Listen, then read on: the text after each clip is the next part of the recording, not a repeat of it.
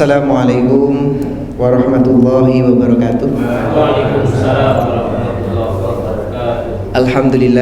Alhamdulillahilladzi khalaqal khalqa li'ibadatihi wa amarahum bitauhidihi wa ta'atihi. Walhamdulillahilladzi sahhala tariqas sa'adati lil muslimin wa wa'adahum bijazilil jazaa'i fil 'ajilati wa yaumiddin. Wa asyhadu an la ilaha illallah wahdahu la syarika lah wa asyhadu anna Muhammadan abduhu wa rasuluh la nabiyya wa la rasula ba'da. Bapak-bapak pengajian Azikro yang dimuliakan Allah Subhanahu wa taala. Pertama, marilah kita panjatkan bersyukur kita kehadirat Allah Subhanahu wa taala yang telah memberikan kita banyak sekali kenikmatan. Salah satunya adalah kita bisa menghadiri pengajian ini dan juga kajian pada malam ini. Kita bisa dimudahkan langkah kaki kita oleh Allah Subhanahu wa taala, di mana banyak sekali saudara-saudara kita yang mungkin tinggal di minoritas muslim untuk berangkat kajian bingung, sehingga kajiannya hanya lewat YouTube atau mungkin lewat media yang lain. Kemudian ada saudara kita yang ada di Gaza, untuk berangkat kajian saja mereka harus khawatir. Karena apa? Ketika pulang nanti takut jalannya malah dibom atau bagaimana. Tetapi ketika bapak semuanya bisa mengikuti kajian ini, maka kita perlu bersyukur. Karena di dalam firman-Nya Allah berfirman, la in syakartum la azidannakum. Ketika kamu bersyukur, maka insyaallah maka pasti aku akan menambah nikmatnya. Kemudian bapak yang dimuliakan Allah Subhanahu wa taala, tidak lupa sholawat dan salam marilah kita curahkan kepada Nabi junjungan kita, yaitu Nabi Allah Muhammad sallallahu alaihi wasallam. Alhamdulillah, insyaallah pada malam hari ini kita akan mengkaji kitab yaitu Qawaid Qur'aniyah, yaitu kitab apa Pak? Qawaid Qur'aniyah. Artinya adalah kaidah-kaidah yang ada di dalam Al-Quran untuk mengarungi kehidupan. Karena semakin lama justru hidup ini justru semakin mudah tetapi sulit gitu Pak. Mudah tapi sulit, semuanya dipermudah tapi kok rasanya sulit gitu. Nah, maka dari itu kita perlu mengkaji kaidah Qur'aniyah ini. Karena apa? Dalam mengarungi kehidupan yang mungkin berliku-liku, kemudian kehidupan yang memang tidak menentu. Kita hidup di dunia ini tidak selamanya bahagia terus. Ada kalanya kita dirundung rasa pilu, gelisah, khawatir, dan lain sebagainya. Kemudian sebaliknya juga kita tidak selamanya akan sedih terus. Ada waktu di mana kita akan bahagia setelah mengalami kesedihan dan lain sebagainya. Karena Allah juga berfirman, fa inna ma'al usri yusra, inna ma'al usri yusra. Nah, kemudian di dalam kitab ini saya baru pesan juga, dan insya Allah kalau nanti kita bisa tampilkan, ada proyektornya, insya Allah nanti suatu di pengajian atau kajian berikutnya insya Allah pakai laptop dan proyektor. Nah, dan kitab Qawaid Qur'aniyah ini berisi sekitar 50 kaidah. 50 kaidah, tetapi malam ini kita hanya membahas satu kaidah saja.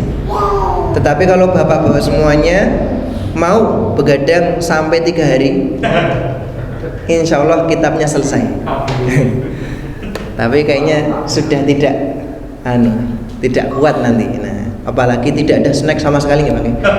Wah, itu pasti berat. Nah, karena kita dulu ngaji di Mesir itu tanpa snack dan tanpa minum. Kita semuanya bawa sendiri-sendiri. Tetapi di Indonesia ketika ada pengajian semuanya pasti ada snack, pasti ada minum. Karena apa? Kalau nggak kayak gitu biasanya besok akan berkurang, paling tinggal 1 orang. Nah, tinggal ustadznya saja berbicara di depan HP. Tapi alhamdulillah ketika bapak semuanya tanpa tergoda dengan makanan, tanpa tergoda dengan adanya minuman dan lain sebagainya, insya Allah ini akan menguatkan mental kita semuanya, apalagi dalam mengarungi kehidupan. Nah, dan di sini ada 50 kaidah. 50 kaidah ini ditulis oleh penulisnya, yaitu Syekh Umar Mukbil, Syekh Umar Al-Mukbil. Itu ditulis, kemudian tulisannya itu dijadikan muhadharah. Nah, muhadharah itu seperti ceramah di salah satu stasiun televisi di Saudi. Nah, dan ini salah satunya, dan beliau adalah pakar tafsir, profesor di kuliah syariah dan juga di Rosat Islamiyah di Universitas Al-Qasim di Saudi.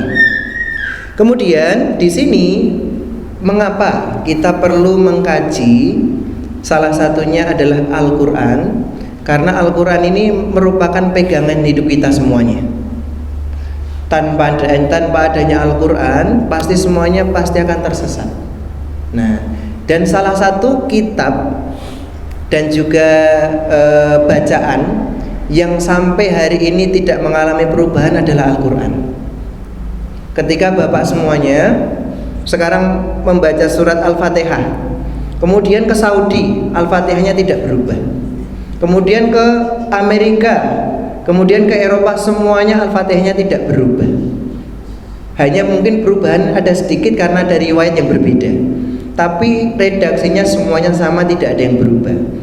Berbeda dengan kitab suci yang lain. Sekarang ada yang berbahasa Jawa, kemudian di Jakarta bahasanya Indonesia, kemudian di Eropa bahasanya Inggris, kemudian di Afrika mungkin bahasanya Afrika, dan seterusnya seperti itu. Nah, tetapi Al-Quran itu adalah mukjizat yang sampai hari ini itu masih bisa kita baca dan tidak ada perubahan sama sekali. Karena apa? Inna nahnu nazzalna dzikra wa inna lahu lahafidun. Bahwasanya Allah itu sudah menanggung dan juga sudah menjamin bahwasanya Al-Quran itu tidak akan berubah sama sekali. Satu huruf Al-Quran berubah pasti kelihatan. Kemudian ada percetakan, beberapa percetakan ketika sudah dicetak beberapa eksemplar, kemudian ada satu yang salah, pasti itu ketahuan langsung. Nah, pasti ada laporan, kemudian di media sosial, kemudian dipublikasikan bahwasanya ini salah cetakan ini dan seterusnya. Karena dulu ada beberapa musuh Islam itu yang mau menyelewengkan bahasa yang ada di dalam Al-Quran. Ternyata itu tidak berselang lama ketahuan. Nah, ketahuan dan kemudian disampaikan kepada yang lain supaya tidak membeli ini dan seterusnya, supaya tidak terjebak dalam kesesatan. Nah, kemudian Bapak dan Ibu, Bapak-bapak semuanya yang dimuliakan Allah Subhanahu wa taala, Al-Quran itu di dalam Al-Quran Allah berfirman, afala yatadabbarunal Quran. Nah, mengapa? Kenapa mereka tidak mentadaburi Al-Quran? Nah, walau kana min indi ghairillahi lawajadu fi ikhtilafan katsiran. Kalau semisal Al-Quran itu berasal dari bukan berasal dari Allah Subhanahu wa taala, pasti akan banyak sekali pertentangan. Kita bisa melihat kitab apapun yang bukan berasal dari Allah Subhanahu wa taala seperti Al-Quran ini pasti banyak sekali penyimpangan-penyimpangan. Nah, bahkan kitab yang sampai sekarang ada biasanya mengalami perubahan. Cetakan pertama, kemudian cetakan kedua pasti berubah. Cetakan ketiga sampai mungkin cetakan ke-9 atau mungkin seterusnya. Tetapi Al-Quran tidak ada yang namanya cetakan pertama, cetakan kedua, cetakan dan seterusnya. Tetapi cetakannya tetap sama. Yang membedakan mungkin hanya warnanya atau mungkin fontnya dan lain sebagainya. Kemudian Allah Subhanahu wa taala juga berfirman di dalam surat Al-Qamar, walaqad yassarnal Qur'ana lidzikri fahal min muddakir. Bahwasanya sungguh telah kami mudahkan, walaqad yassarnal Qur'an, mudahkan Al-Qur'an lidzikri, untuk sebagai pengingat, fahal min muddakir, apakah ada yang mengambil peringatan tersebut? Dan kemudian Al-Quran itu ada di dalam 4 hal. Yang pertama adalah fil qiraah, dalam hal untuk membacanya. Semua bisa membaca Al-Quran dimanapun dan juga kapanpun. Kemudian yang kedua adalah fil hifdi, dalam menghafal. Semuanya insya Allah sudah hafal Al-Fatihah, Bapak semuanya? Nah, tetapi Al-Baqarah hafal atau tidak? Tidak. Karena apa? Al-Baqarah itu Bapak-bapak semuanya tidak membaca seperti Al-Fatihah. Ketika Bapak semuanya membaca Al-Baqarah itu seperti membaca Al-Fatihah dalam 1 harinya insya Allah hafal. Tetapi ternyata tidak, gimana? Ketika sholat yang menjadi andalan mesti trikul. Qul huwallahu ahad, qul a'udzu birabbil falaq, dan juga qul a'udzu birabbin nas. Monggo imam pasti qul huwallahu ahad, Allahus samad, dan seterusnya. Tarawih juga seperti itu. Pertama panjang, kemudian qul huwallahu ahad. Kemudian panjang lagi, ini surat apa enggak tahu. Kemudian yang kedua qul huwallahu ahad lagi. Nah, dan seterusnya. Tetapi ketika kita menjadikan surat-surat yang ada di dalam Al-Quran itu yang berjumlah berapa Bapak? 114 surat, itu kita baca seperti bacanya Al-Fatihah, insya Allah Bapak semuanya menjadi penghafal Al-Quran semuanya. Tetapi apa alasannya? Oh, saya sudah tua, kemudian ini Al-Quran yang halamannya 600 halaman itu susah untuk dihafal. Itu alasan yang sering dimunculkan. Tetapi yang menjadi masalah, kita itu tidak pernah membaca sebanyak membacanya Al-Fatihah. Tapi buktikan ketika Bapak semuanya membaca apapun yang ada di dalam surat Al-Quran, itu dimurojaah seperti layaknya Al-Fatihah, pasti hafal Al-Quran.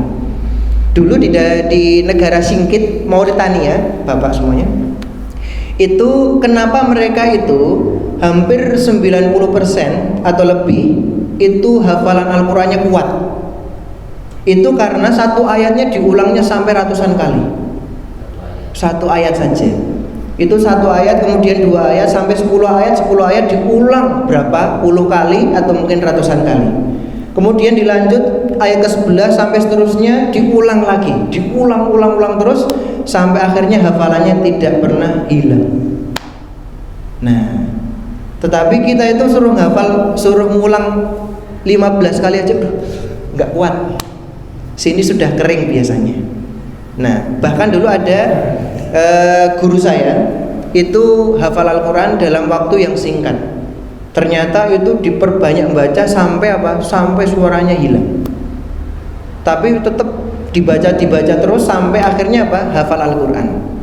Itu dengan metode membaca sebanyak mungkin. Kita itu sekarang menghafal sebanyak mungkin, tetapi hilangnya juga banyak sekali. Karena bacanya cuma sedikit, pengennya hafal. Suatu ayat sudah hafal, ganti. Satu ayat hafal lagi, ganti, dan seterusnya akhirnya hilang. Nah, kemudian yang ketiga, fil fahmi. Al-Quran itu mudah untuk difahami. Nah, kecuali ada ayat-ayat yang memang itu perlu tafsiran, seperti alif lam mim. Nah, itu banyak sekali dari kita yang mungkin masih tidak bisa memahami alif lam mim. Tetapi alhamdulillahirabbil alamin dan seterusnya insya Allah kita bisa memahami. Terus yang terakhir adalah fil amali, yaitu untuk diaplikasikan. Al-Quran itu diaplikasikan, insya Allah akan membuahkan hasil yang baik. Seperti contohnya di Muhammadiyah. Di Muhammadiyah ini kenapa bisa menjadi rumah sakit, kemudian sekolah dan lain sebagainya? Itu hanya membaca dan mengamalkan surat Al-Maun, Ar-Ra'aital ladzi yukadzibu biddin, dan seterusnya diulang-ulang terus sampai akhirnya ada rumah sakit, ada sekolah, panti asuhan dan lain sebagainya. Bagaimana ketika semua yang ada di Al-Quran itu dikaji, semuanya diamalkan, kita semuanya sudah kaya sekarang. Zakatnya ada, sedekahnya semuanya melimpah, akhirnya kita bingung untuk sedekah lagi. Kalau seumpamanya ayat-ayat di dalam Al-Quran itu diamalkan. Kemudian Bapak dan Bapak-bapak yang dimuliakan Allah Subhanahu wa taala, ada satu hadis yang diriwayatkan oleh Al-Harith, bahwasanya apa? Beliau di dalam satu hadisnya itu yang diriwayatkan oleh Tirmidzi, marartu fil masjid fa idzan nasu yakhuduna fil ahadits. Saya itu lewat di jalan-jalan, ternyata banyak sekali orang-orang itu yang ngomongnya tidak jelas. Ngomongnya itu ngomong-ngomong yang enggak penting. Seperti orang-orang nongkrong sekarang. Kalau bahasanya modern itu orang-orang nongkrong. Itu enggak jelas ngalor ngidul. Kemudian apa? Fadakhaltu ala Ali. Kemudian beliau bertemu dengan Ali. Fakultu ya Amirul Mukminin ala tara anna nasa qad khadu fil ahadits.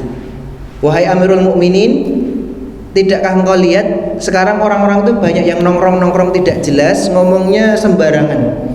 Mulai dari hewan, mulai dari apapun diomongkan. Kemudian di situ juga ada di dalam tafsirannya la yubari bil Quran. Kenapa omongannya itu tidak dihiasi dengan Al-Quran? Nah, sehingga di situ ada berkahnya.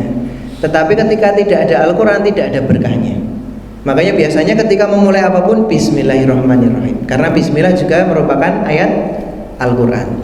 Kemudian di situ Ali mengatakan qad sami'tu Rasulullah SAW yaqul, sungguh telah aku dengar bahwasanya Rasulullah SAW bersabda, ala innaha satakunu fitnah, bahwasanya besok akan terjadi fitnah. Nah, fakultu mal makhraju ya Rasulullah, solusinya apa kalau besok ada fitnah yang akan terjadi itu? Kemudian Rasulullah bersabda, kitabullah, solusinya adalah Al-Quran. Kitabullah itu adalah kitab Allah, yaitu Al-Quran. Kemudian di situ fihi naba'u makana qablakum, di dalam Al-Quran itu terdapat sejarah-sejarah dan juga sejarah-sejarah dan juga kisah orang-orang terdahulu. Maka di dalam Al-Quran ketika ada yang berkuasa tidak baik dan juga zalim, nanti akhirnya biasanya seperti Fir'aun. Kemudian punya kekuasaan digunakan tidak baik, nanti bisa seperti Abu Lahab, orang-orang Quraisy. Kemudian di situ ada Adam dan seterusnya, ada beberapa banyak sekali nabi yang disebutkan di dalam Al-Quran. Kemudian wa khabaru ma ba'dakum, dan di situ ada informasi-informasi yang akan menyinggung tentang masa depan. Seperti yang sekarang ini diteliti, seperti di atas langit ternyata ada langit lagi. Kemudian ada ketika naik ke angkasa ternyata oksigennya tidak ada. Di dalam Al-Quran juga sudah disebutkan seperti itu. Dan juga nanti akan ada peristiwa hari kiamat dan seterusnya. Kemudian selanjutnya wa hukmu ma bainakum, dan di situ ada hukum-hukum yang menyangkut tentang urusan-urusan kita semuanya. Nah, dan seterusnya adalah wa huwal faslu laisa bil hazal, dan di situ ada pembeda antara hak dan juga yang batil, wa laisa bil hazal, dan juga di dalam Al-Quran tidak ada yang namanya senda gurau, tidak ada yang namanya guyonan. Nah, karena isinya itu memang isinya berat semuanya di dalam Al-Quran. Nah, kemudian di situ disebutkan man tarakahu min jabbar qasamahullah, barang siapa yang meninggalkan Al-Quran karena kesombongan, qasamahullah, di situ Allah akan membinasakannya. Jadi yang meninggalkan Al-Quran karena sombong, ada kitab yang lebih baik dari Al-Quran dan seterusnya, biasanya Allah akan membinasakannya. Kemudian wa man ibtaghal huda fi ghairihi adallahullah, ketika ada yang pengen petunjuk tetapi bukan dari Al-Quran, biasanya Allah justru akan menyesatkannya. Dan seterusnya. Dan juga yang terakhir adalah man qala bihi shadaq, siapa yang mengatakan, yang berkata dengan Al-Quran, pasti dia akan menjadi orang yang jujur, tidak ada dusta di dalam Al-Quran. Kemudian selanjutnya wa man amila bihi ujir, siapa yang mengamalkan Al-Quran pasti akan diberikan pahala. Wa man hakama bihi adal, siapa yang berhukum dengan hukum-hukum yang ada di dalam Al-Quran pasti akan menjadi hukum yang paling adil. Sekarang ternyata kita bisa melihat tidak ada hukum yang adil di Indonesia, di Amerika, di Saudi, bahkan semuanya tidak ada hukum yang adil. Karena apa? Karena hukum-hukum yang ada di dalam Al-Quran ternyata tidak diberlakukan. Kemudian wa man da'a ilaihi hudiya ila siratim mustaqim, dan barang siapa yang menyeru kepada Al-Quran maka dia akan diberikan petunjuk ke jalan yang lurus. Nah, maka sebenarnya ketika kita bisa melihat di hadis ini, jawaban-jawaban hidup dan juga kehidupan ini ternyata semuanya ada di dalam Al-Quran. Dan nanti kita akan membahas satu kaidah yang pertama. Tetapi untuk muqaddimah ini, untuk prolog ini, kenapa kita perlu mengkaji kaidah-kaidah Al-Quran di dalam kehidupan ini? Karena di sini disebutkan bahwasanya di dalam Al-Quran itu kata-katanya singkat tetapi maknanya banyak. Seperti di dalam hadis, singkat katanya tetapi maknanya itu bahkan ditafsirkan dalam berjilid-jilid buku. Nah, kemudian di sini yang menjadi catatan kita adalah ketika kita mengulang-ulang kaidah ini, nanti kita akan sebutkan kaidah yang pertama, insya Allah akan mendapatkan pahala ketika kita ulang-ulang terus. Nah, kemudian kaidah-kaidah ini tidak hanya berhubungan dengan tauhid, tetapi berhubungan dengan hal-hal yang lain yang menyangkut kehidupan kita semuanya. Seperti bagaimana kita bisa memperbaiki hubungan kita dengan Allah. Kemudian bagaimana kita bisa memperbaiki makom ubudiyah, ibadah kita itu selama ini apakah sudah benar atau tidak. Nah, kemudian sayrul mu'min ilallahi wa daril akhirah, kemudian perjalanan kita sampai kepada Allah Subhanahu wa taala dan juga sampai kepada akhirat nanti bagaimana. Itu semuanya ada di dalam Al-Quran. Kemudian wa qawaidu litarsyidi suluk bainan nas. Kemudian ada kaidah-kaidah untuk bagaimana perilaku manusia itu supaya baik semuanya, tidak ada yang menyimpang. Kemudian yang seterusnya adalah tentang hubungan suami istri juga. Bagaimana hubungan antara suami istri itu bisa berjalan dengan baik. Karena banyak sekali sekarang hubungan antara suami istri ternyata tidak harmoni, gitu. Kita bisa melihat banyak sekali perceraian, perkelahian, dan juga banyak sekali hal-hal yang ada di dalam rumah tangga. Nah, kemudian di sini disebutkan bahwasanya wa yaruku lil kathirin istimal wa istikhdam ma yu'rafu bitauqi'at. Bahwasanya kita bisa melihat sekarang itu banyak yang justru malah fokus untuk ngafalin kata-kata dari orang seperti quotes. Nah, kita yang sampai sekarang itu yang sering kita hafal adalah manjada wajada.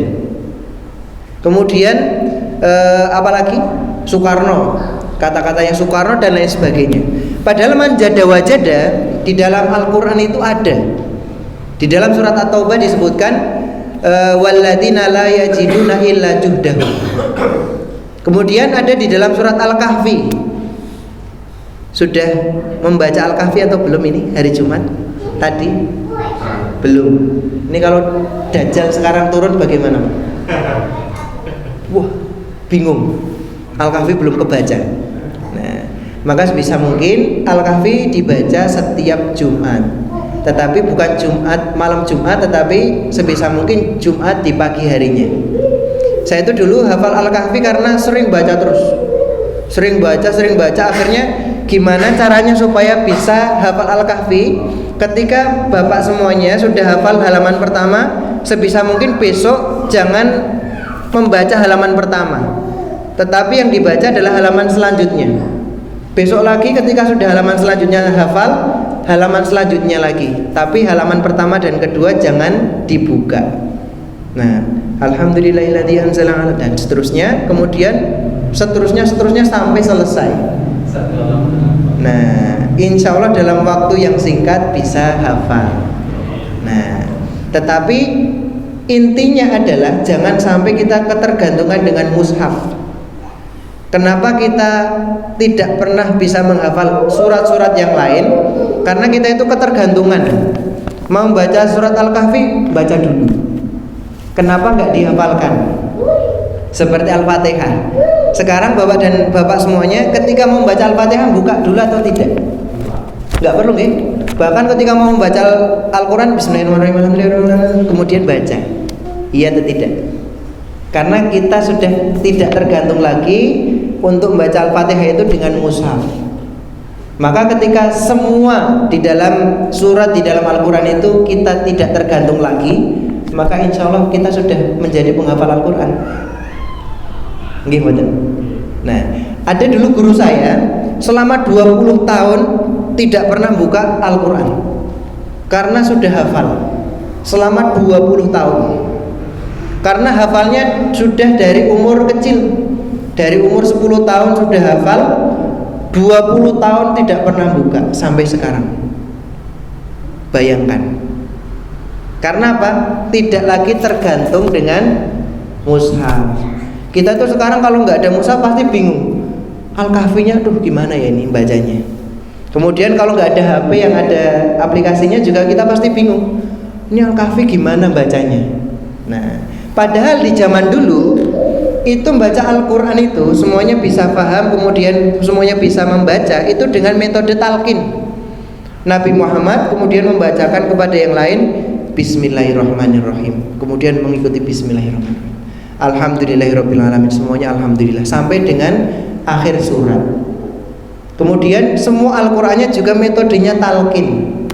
Tidak ada yang metodenya itu ini baca Al-Fatihah sendiri, tidak ada.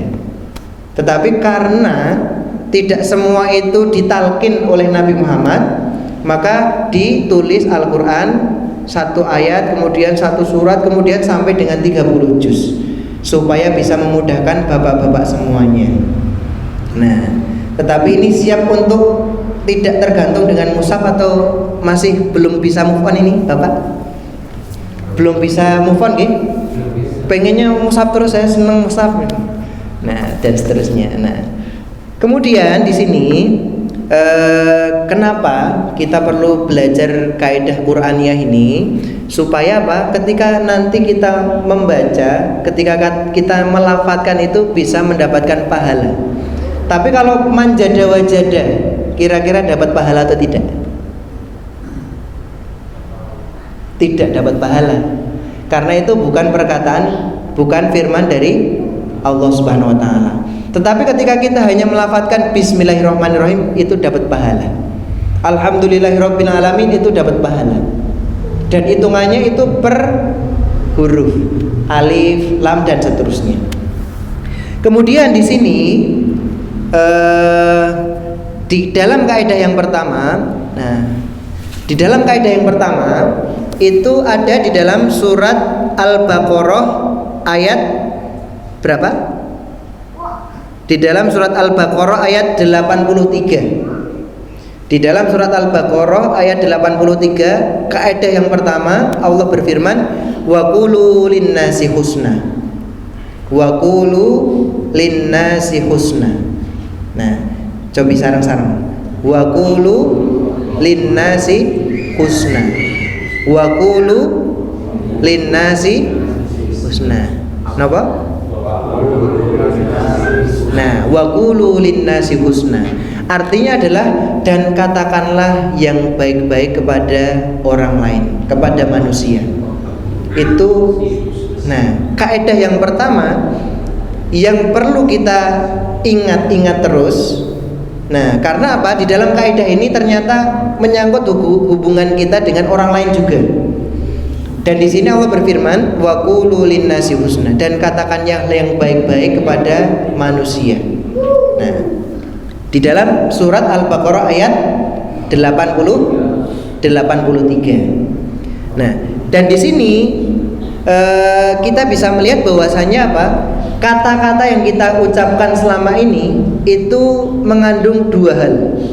Nah, mengeluarkan dua hal secara tidak langsung.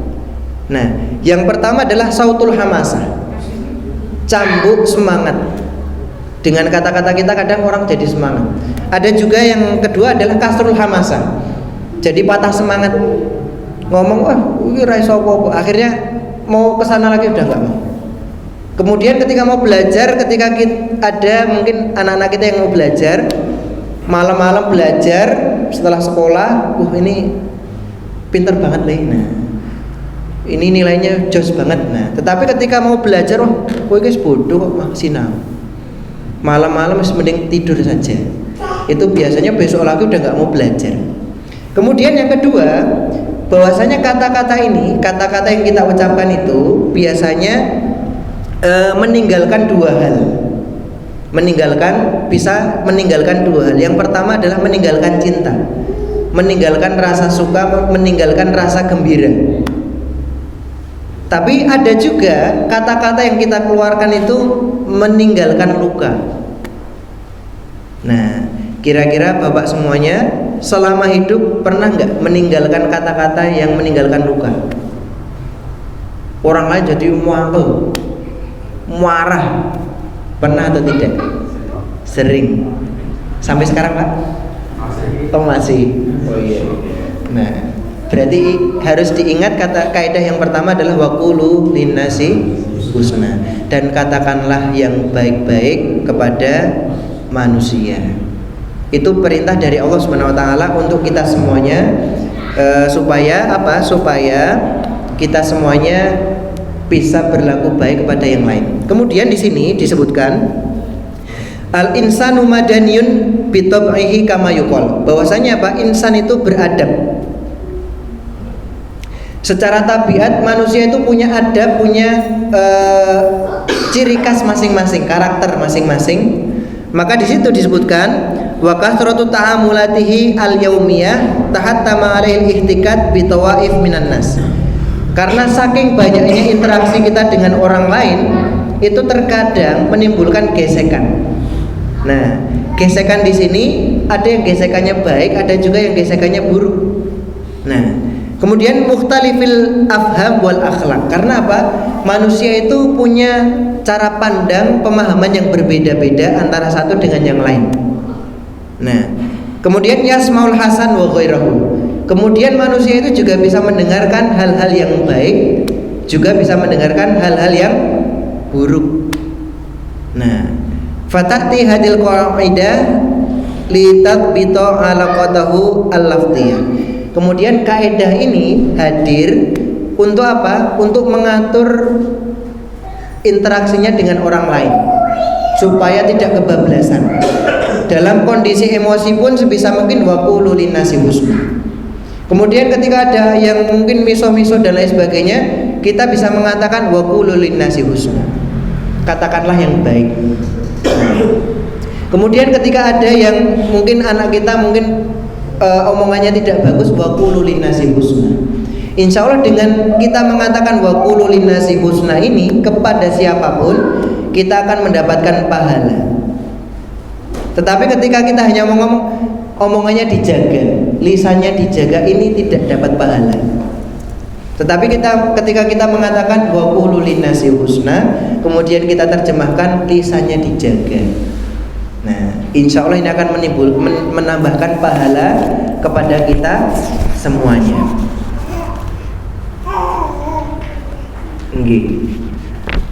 Kemudian yang kedua, faminal mawadhi'il lati tuwafiq hadzal lafz takriban qauluhu ta'ala wa qul li ibadi yaqulul lati hiya ahsan.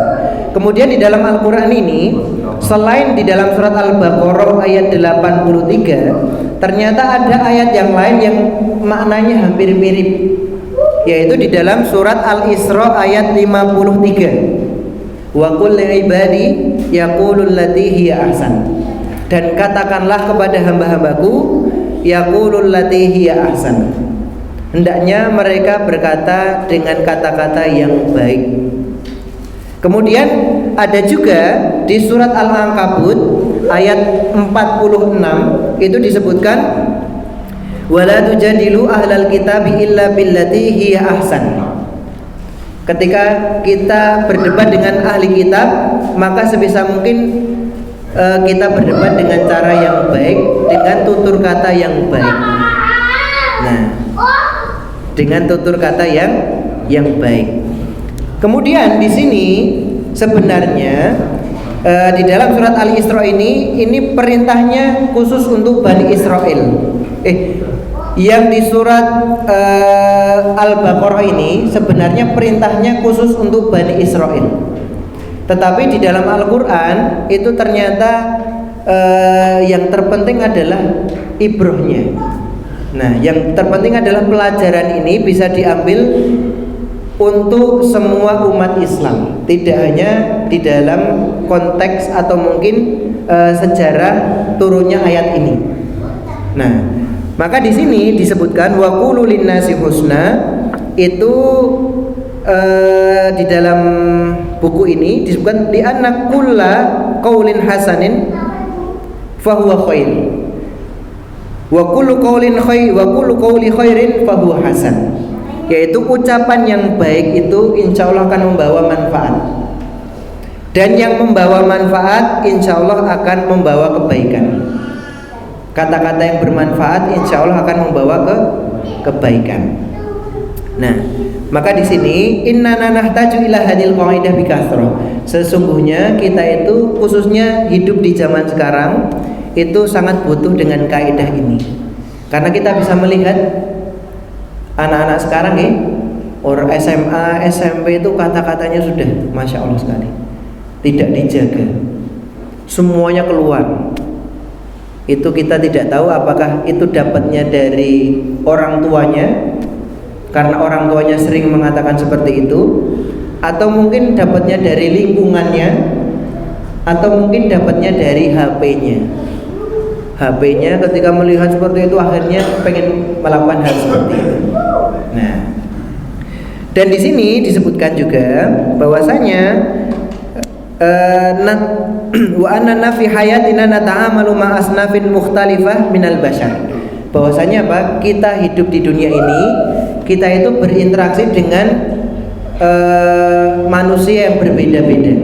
Ada yang muslim, ada yang kafir, ada yang lain sebagainya. Ada orang yang baik, ada juga orang yang tidak baik. Nah, karena tidak ada orang yang buruk, artinya tidak baik. Nah, kemudian di situ disebutkan bahwasanya aplikasi dari kaidah ini itu ada di dalam surat Al-Isra juga. Ketika apa? Ketika di situ Allah Subhanahu wa taala berfirman, dan ini menyinggung terkait orang tua. Di situ disebutkan wala tanharhuma wa qul lahuma qaulan karima. Ketika berhadapan dengan orang tua, walaupun orang tua itu mengatakan hal-hal yang mungkin membuat kita sakit, di situ disebutkan wala tanharhuma wa qul lahuma qaulan karima. Maka janganlah kamu menghardik orang tua, membentak. Wah. Nah, jangan dibentak seperti itu. Tapi apa? Wa qul lahuma qaulan karima. Katakanlah dengan kata-kata yang mulia. Bentakan ini sebisa mungkin diganti dengan kata-kata yang lembut. Kemudian apa? Yang selanjutnya adalah ketika ada orang yang minta-minta. Di dalam surat Ad-Duha disebutkan wa ammasaila fala tanhar.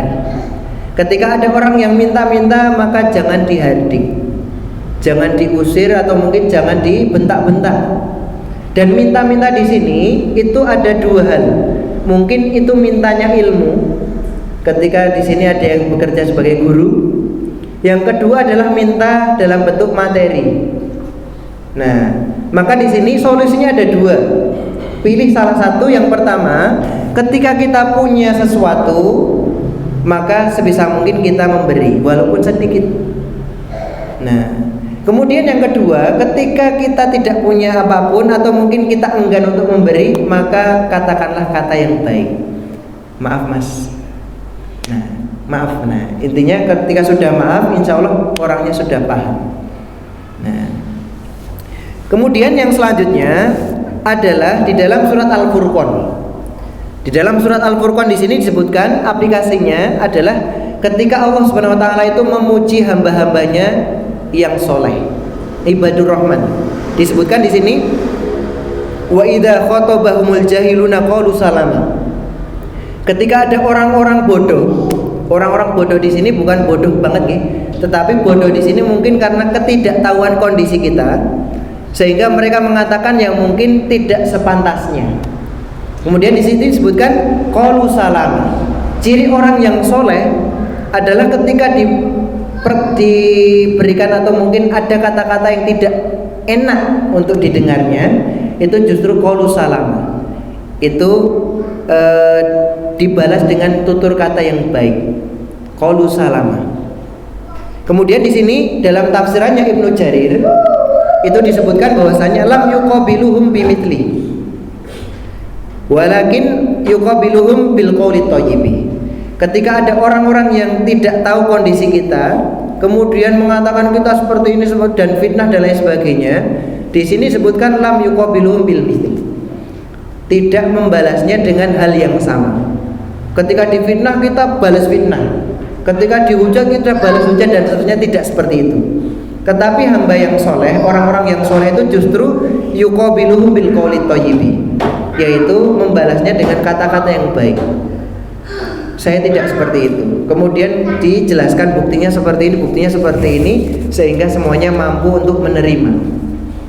Tetapi ketika kita difitnah dengan hal seperti itu, kita membalasnya dengan marah dan lain sebagainya, justru malah hal itu membenarkan perkataan yang pertama. Nah, tapi kalau kita tenang saja, insya Allah orang yang pertama mungkin fitnah itu justru malah kepanasan. Gitu. Nah, kemudian yang selanjutnya adalah wa minal mu'sif. Nah, wa minal mu'saf an yaral insana kathratul kharq wal tajawuz li hadhihi qaidah. Yang menjadi ironi adalah banyak sekali kita melihat di sekitar kita ini yang mengabaikan kaidah di dalam Al-Qur'an ini. Karena Al-Qur'an itu jumlah ayatnya banyak sehingga kita mentadaburinya sulit.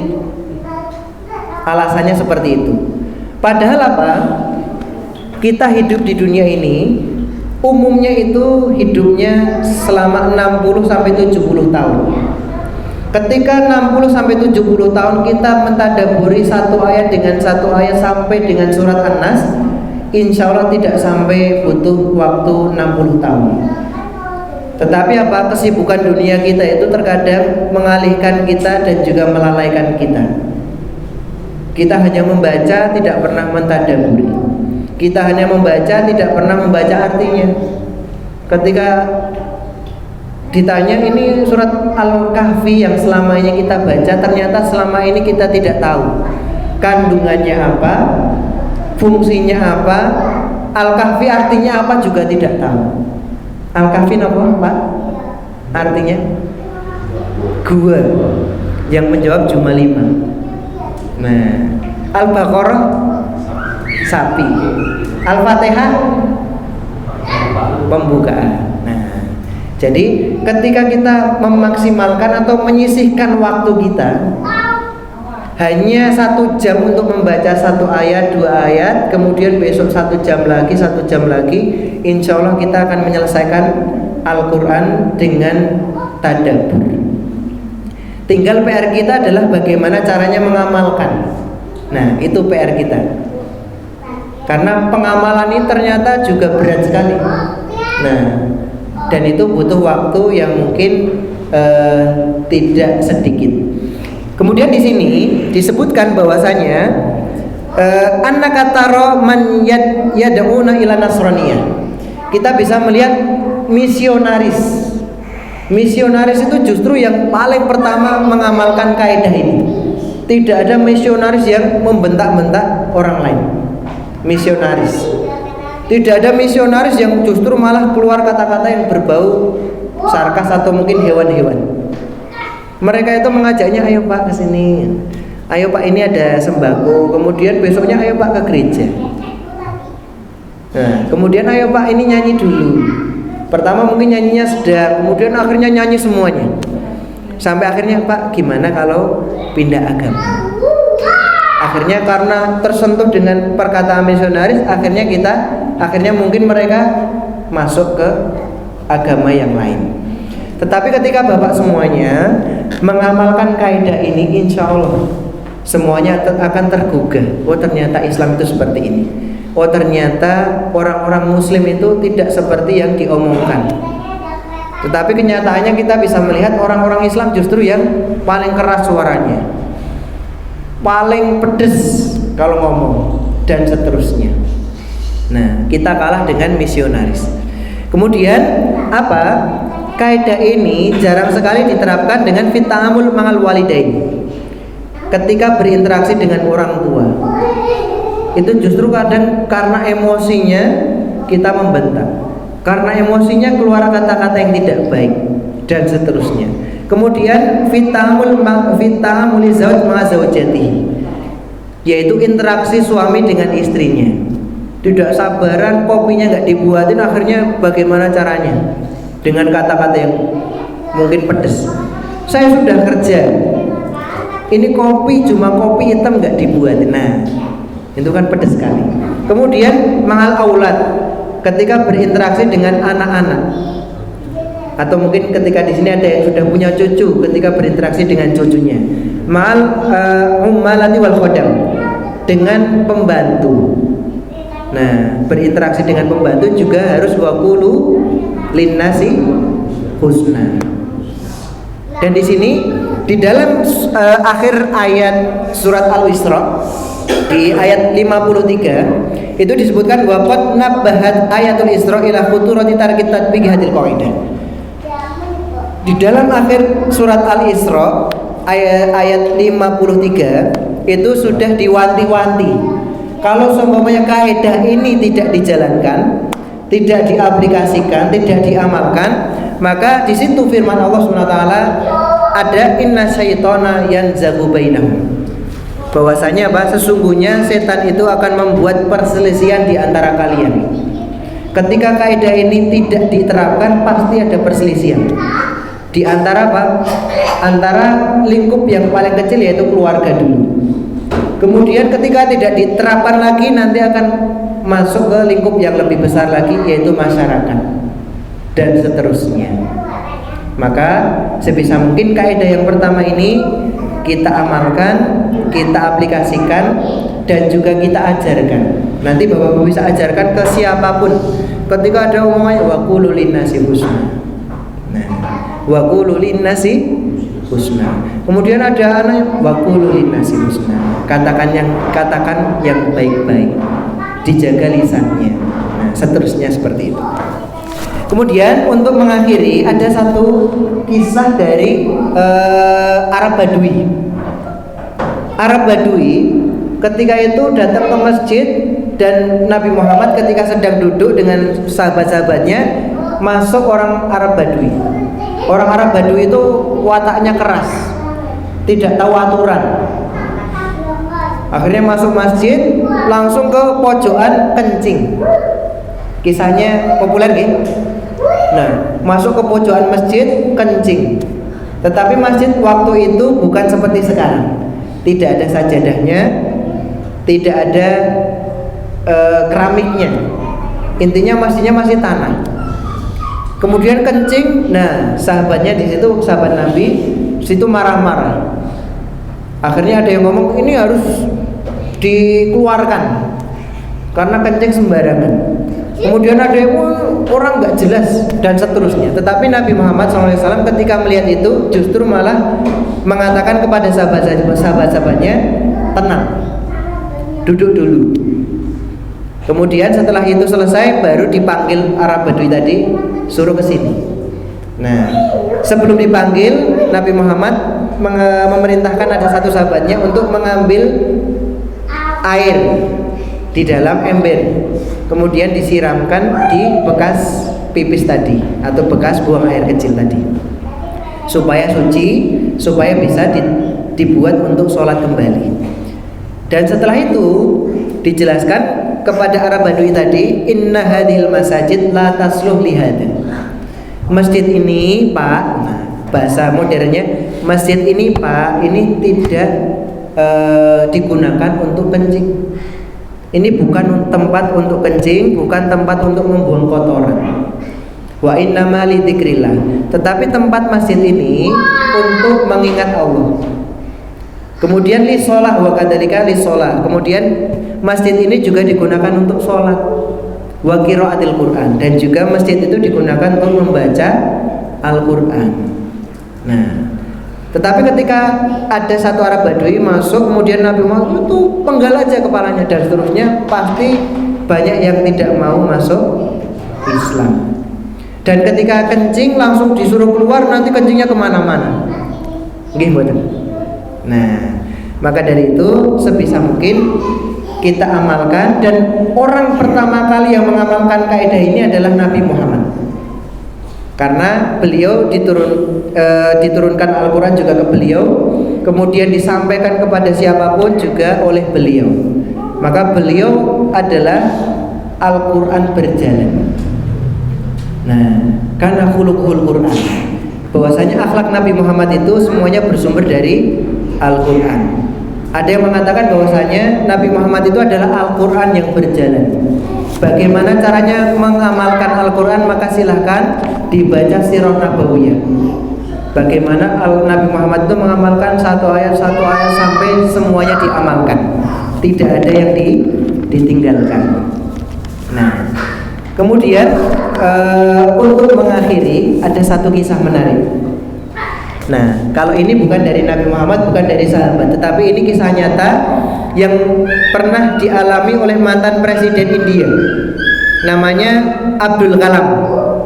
Nah, bahwasanya dia pernah bercerita pas waktu kecil itu beliau sedang duduk-duduk di meja makan dengan keluarganya, dengan bapaknya dan juga dengan ibunya. Setelah itu ibunya itu masak-masak di dapur, kemudian dihidangkan di meja makan, yaitu adalah sabzi. Saya juga kurang tahu ini makanan apa. Kemudian ada roti gosong, dihidangkan sabzi, kemudian dihidangkan juga roti gosong. Kemudian ayahnya itu makan. Ketika melihat kayak gitu, ayahnya langsung makan, sabzinya dimakan, kemudian roti gosongnya juga dimakan. Untuk mengalihkan perhatian, langsung tanya ke anaknya, gimana sekolahmu tadi? Lancar atau tidak? PR-nya sudah dikerjakan atau belum? Nah, setelah itu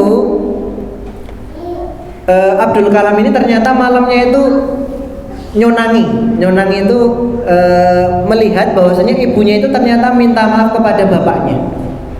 Karena apa? Menyediakan roti gosong.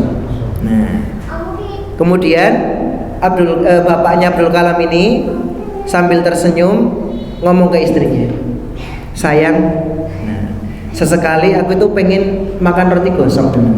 Nah, kemudian dicium keningnya. Setelah itu anaknya yang masih polos itu datang ke bapaknya, Pak, jenengan bener seneng roti gosong. Karena apa? Ketika melihat ibunya, ngomong ke ibunya, kok seneng roti gosong. Anaknya polos, Pak, jenengan memang senang roti gosong, Pak. Kemudian setelah itu bapaknya menjelaskan kepada anaknya bahwasanya ibumu itu sudah kerja. Kemudian satu hari ini tidak tidur. Kemudian masak, kemudian gosong masakannya. Nah, maka pasti ibumu itu sangat lelah. Ibumu kesel banget. Maka roti gosong itu tidak menyakiti siapapun, tetapi kata-kata kasarlah yang akan menyakiti hati ibu. Bayangkan ketika bapaknya tadi mengatakan roti gosong, ratu, ya aku mending pecel lele. Itu bayangkan bagaimana hati istrinya. Itu mesti besok pecel lele kono, Pak. Besok lagi pulang pecel lele kono, Pak. Gak ada lagi makanan di rumah. Nah, di sini bapak-bapak sudah pernah mencicipi makanan tidak enak dari istri? Oh, sering.